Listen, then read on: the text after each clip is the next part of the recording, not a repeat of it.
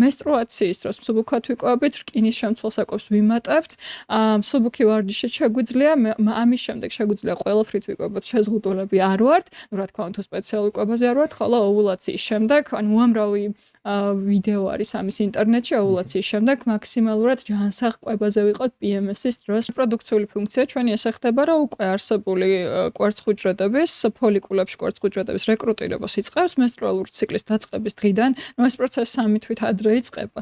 სადღაც 200-მდე follicule ემზადება, მაგრამ თითო ციკლში სადღაც 5-10 თითო საკვერცხეში. შესაბამისად, ანუ ისინი გამოყოფენ დიდი რაოდენობით ესტროგენს. ანუ მაგიტო არის ის, რომ ძალიან ენერგიული ქალი მენსტრუაციის შემდეგ ოვულაციამდე ლიბიდოც მაღალი აქვს ოვულაციის დროს განსაკუთრებით, იმიტომ რომ გამრავლების ნაწილი ერთობა კვებად შესაბამისად, ანუ ნაკლები ენერგიის ხარჯვა უწევს, იმიტომ რომ ენერგია ესტროგენის ხარჯზე ძალიან დიდი აქვს პირველ ფაზაში, ოვულაციამდე შესაბამისად მან შეგვიძლია უფრო ნაკლებად შევიზღუდოთ თავი, ანუ შეგვიძლია ასე ვთქვათ ქართულადაც ვიქეიფოთ ამ პირველ ფაზაში, ხო?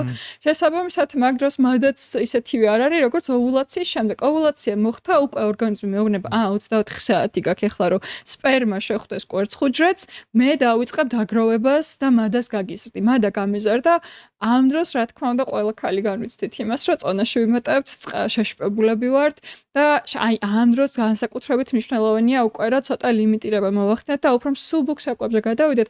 მათ შორის აი ამ ყველაფრის შემადგენლობაში ჩამოთვალე მაგნიუმის შემცველი საკვები, მცენარეები, ანუ ხორცი, წითელი ნაკლები გამოვიყენოთ და უფრო თეთრი და ფრინველისეული ქათამი მაგალითად ხო, ღორი და ძროხის ხორცი უფრო მაღალკალორიული, შევამციროთ კალორიები, თუმცა მივიღოთ მაინც საჭირო რაოდენობით ჯანსაღი კალორიები, განსაკუთრებით სალმონი, მაგალითად თევზი, ანუ ჯანსაღი ცხიმები მივიღოთ, ჩვეულებრივად ჯანსაღი ბოსტნეული, ხილი, ორაგული, კი ბატონო, მადლობა, ყველაფერი. უბრალოდ მნიშვნელოვანია, რომ კიდე არ გადავტვირთოთ ორგანიზმი, იმიტომ რომ ის ძალიან დიდი მეტაბოლური ცვლილებებისთვის ემზადება, როგორც არის ორსულობა და ორსულობაში კი ვიცით, რომ საერთოდ სხვა ჰორმონული ორგანიზმში ჰორმონული ცვლილებები ხდება, ისეთ რომ საერთოდ სხვა ფიზიოლოგიას ვიღებთ განსხვავებით არაორსულისგან. ესამისად ჩავთვალოთ ესე, რომ მენსტრუაციის დროს მსუბუქად ვიკვებით, რკინის შემცველსაკვებს ვიმატებთ, მსუბუქი ვარჯიშით შეგვიძლია, ამის შემდეგ შეგვიძლია ყველაფრით ვიკვებოთ, შეზღუდულები არ ვართ, ну რა თქმა უნდა, სპეციალურ კვებაზე არ ვართ, ხოლო ოვულაციის შემდეგ, ან უამრავი